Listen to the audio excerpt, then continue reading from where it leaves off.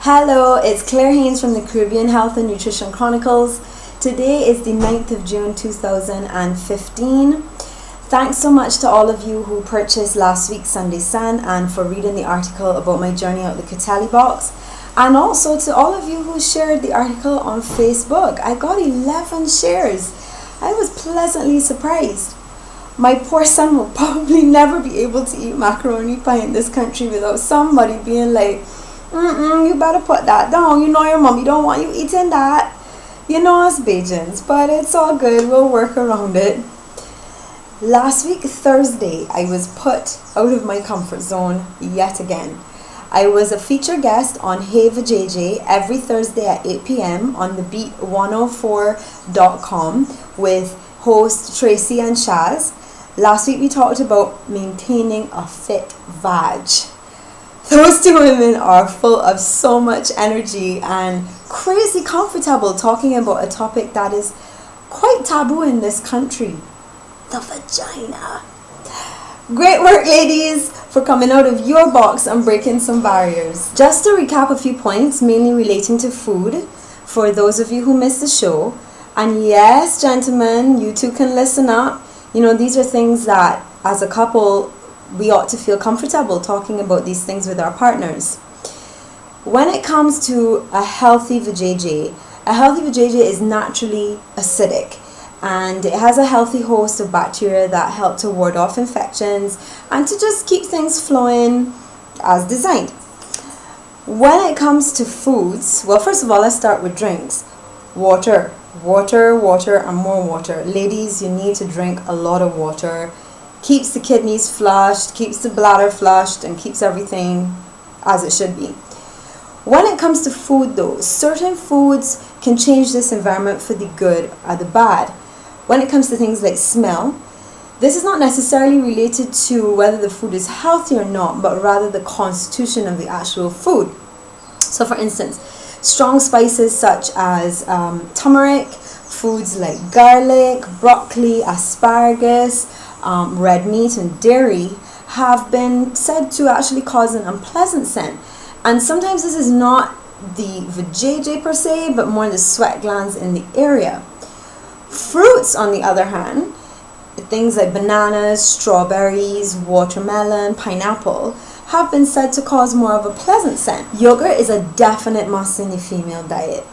Yogurt is packed with beneficial bacteria or friendly bacteria, otherwise known as probiotics, such as Lactobacillus acidophilus and Bifidobacterium.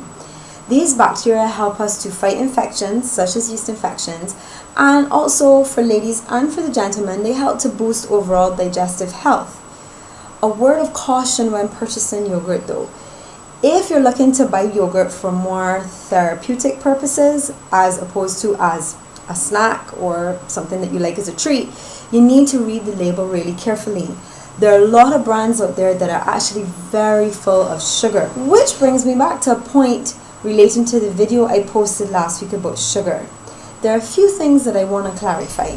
Your body needs glucose. Glucose is the simplest sugar molecule which all of our bodies use to produce fuel or energy in the form of ATP. I'm not saying that everyone needs to completely eliminate sugar from your diet.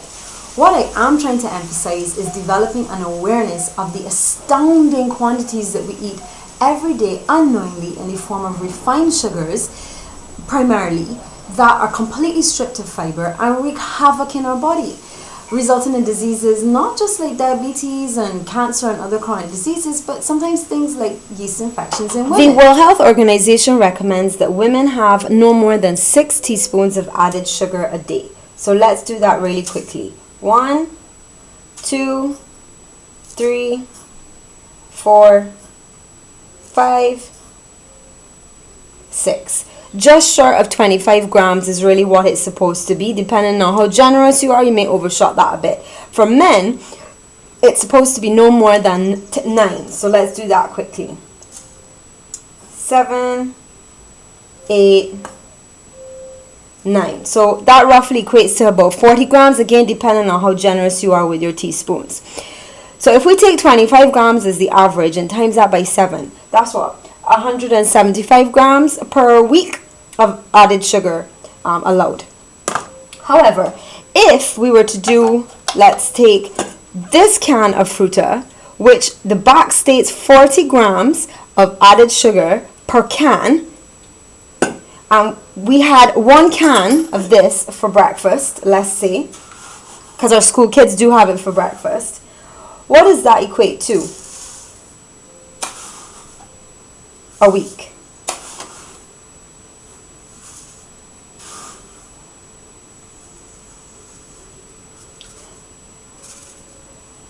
Yeah, just about that. 280 grams of added sugar a week versus 175 grams. Minister of Health of Barbados, this is what we feed our nation. It doesn't require a PhD in making juice to know that that level of sugar in juice is unacceptable for consumer health. We talk about making a list of food to ban. I hope you watch this video and see where we can maybe start. Ladies, this is not about your health only. This is about what we feed our children every day. I look forward to your feedback on Facebook. I hope you've enjoyed this video. And as usual, you know where to find me on Caribbean Health and Nutrition Chronicles. Feel free to leave comments and to private message me if you have a story you'd like to share or if there's particular information that you'd wish me to discuss in more detail. And if I can, you can. And if you can, we all can.